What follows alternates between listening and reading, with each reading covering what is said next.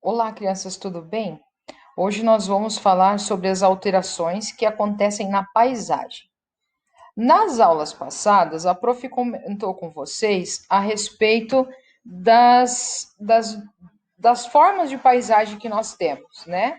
Nós temos as paisagens naturais e as paisagens humanizadas, né? Ou as paisagens culturais que a gente chama, que são aquelas paisagens que foram alteradas, né, pelos seres humanos. Então, hoje nós vamos falar um pouquinho sobre quais as consequências das alterações que a paisagem sofre. Então, vamos lembrar um pouquinho sobre os elementos da paisagem. Seria possível existir uma paisagem com elementos humanos e naturais ao mesmo tempo? Então, nós vamos ver alguns exemplos de paisagens que têm esses dois elementos no mesmo contexto. Então, nós vemos aqui, ó, geralmente em paisagens litorâneas, né, que é do litoral, das praias, nós vemos muito essa questão dos dois elementos combinados, que é o elemento humano, ó, que são as edificações, as casas, as construções, né, as praças e tudo mais, e aqui os elementos naturais, ó, como o mar, algumas dunas de areia aqui, né, uma parte da vegetação natural. Então, essa é o que nós chamamos de integração de elementos, ó, integração de paisagens. Aqui nós vemos mais uma alteração, né, perto de um grande rio, aqui as cidades sendo construídas. Então, essa é a interação dos elementos humanos e naturais, que é a que nós chamamos de humanização. É quando o ser humano transforma uma área que era totalmente natural em uma área humanizada, que é uma área própria para a habitação humana. Vamos ver aqui sobre as modificações, ó, a humanização da paisagem, é aquela transformação da paisagem natural a partir da construção de objetos sociais, como prédios, ruas, casas, né, avenidas. Ó, aqui era como a paisagem era natural, e aqui é quando ela passa a sofrer transformações exercidas pelo ser humano. Então, aqui cresceu ó, a cidade, ó, ruas, ah, a mudança do leito do rio, que nós estamos vendo. A humanização da paisagem é a transformação da paisagem natural a partir da construção de objetos sociais. Então, nós vemos aqui, ó, prédios, né, aqui pouca vegetação, mas essa daqui, esse tipo de vegetação, nós não podemos chamar especificamente de natural. Por quê?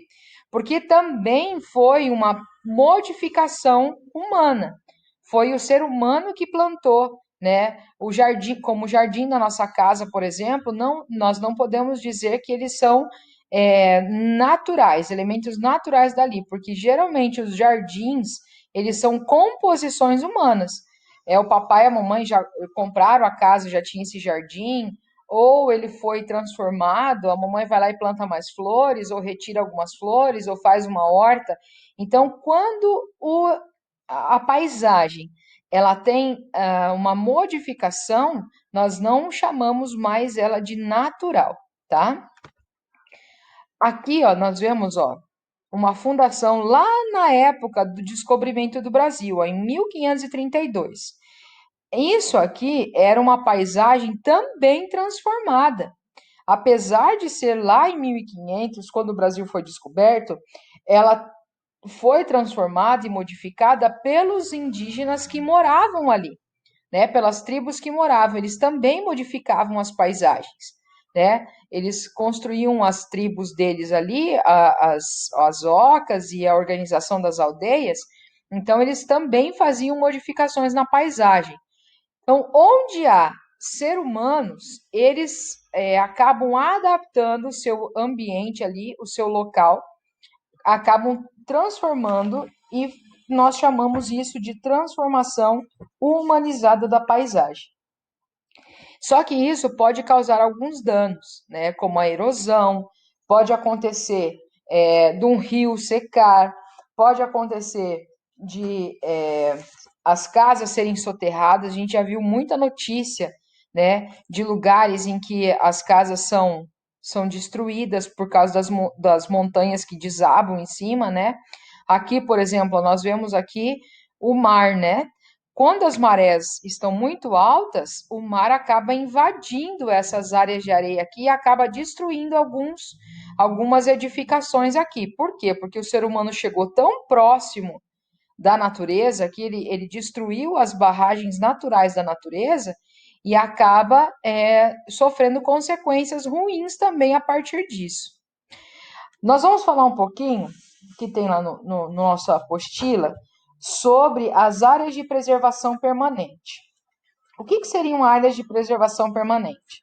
São áreas estipuladas por lei que devem ser protegidas, que o ser humano não pode transformar. Nós estamos vendo, né, infelizmente, aí, apesar de tudo o que nós estamos passando de ruim, nós vemos o Pantanal, né, por causa da seca, que agora é época de seca na região centro-oeste e norte do nosso país, essas regiões sofrendo com a falta de chuvas. E o que acontece então?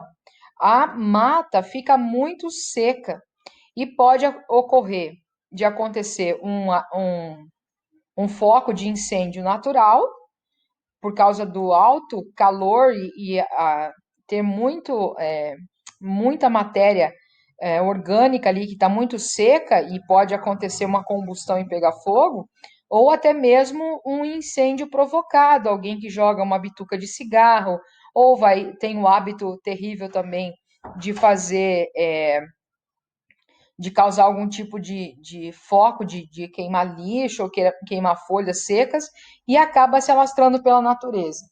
Então, as áreas de preservação e proteção permanentes quer dizer que aquele tipo de área não poderá ser mexida nunca, porque existem alguns lugares de fazenda e alguns lugares de floresta que são permitidos fazerem adaptações, são permitidos retirar árvores e vegetação.